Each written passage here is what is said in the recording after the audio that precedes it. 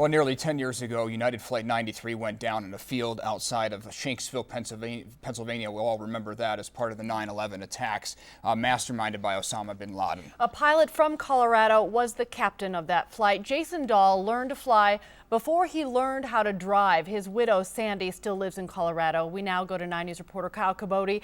He has Sandy live on the phone. Kyle. Well, Sandy, first of all, thank you so much for letting us speak with you tonight.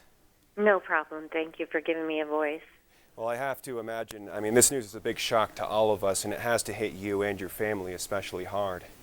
It has hit me, and it's nothing like I expected. I'm as in shock as I was the day that I saw the airplanes flying into the buildings with perhaps my friends on them, only to find out they were my friends and my husband later, which is awful.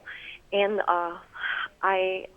I'm just thinking about how diligent our military was to find him and protect us, and how diligent they will be to find who he's connected to and protect us, because this makes me a little afraid that it just might cause, people that were following him to carry out some things he was planning. And I don't want to live like a scared person, but that does bother me quite a bit.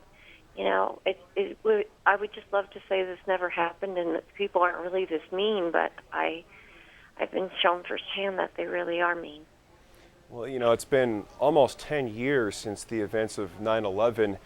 Did you think this day would ever come? What was it like living day to day knowing that Osama was still out there? No, I did not. As a matter of fact, the December following September the 11th for Christmas, we passed into a box what we'd each like for Christmas so the family could pick it out, and I put that I wanted Osama in a box. And everyone got sad because they knew they couldn't give that to me, but I just thought he was such a danger to the rest of the world and had hurt so many people that he just needed to be stopped. And I don't think that any court system on this earth would ever be able to serve the justice that he needs to be served, and he will now get his just rewards. And what kind of closure does this give you?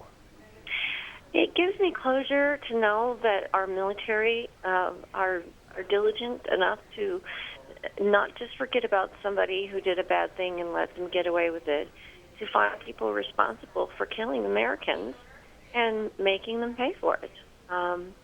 And it makes me feel safer knowing that our military is still chasing down the Taliban and Al-Qaeda. And Sandy, I know that they're still chasing us down. I know that you're also in contact with other family members of 9/11 victims. What kind of closure do you think this brings that community? Well, it doesn't bring our loved ones back, but there is a sense of satisfaction that the person didn't get off scot-free. They didn't just get away, do something awful and run and hide somewhere and get away and plan the next awful thing they were going to do. So the world's been relieved of a great evil, and I think we're very satisfied by that.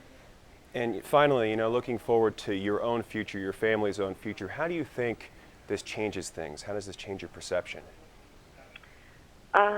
It changes my perspective that at times that I wanted to give up hope, that I was never going to get the real story, the speculation out there that he was dead, that he was not dead. I was never really going to know what happened to the man who plotted and planned all these terrorist attacks against the United States.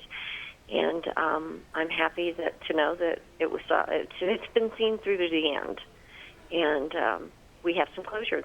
We know he's caught. We know he's dead. Well, Sandy, we thank you again for your time. Best of luck to you. Cheryl, Eric, we'll hand it back to you. All right. Thanks, Thank Kyle. you.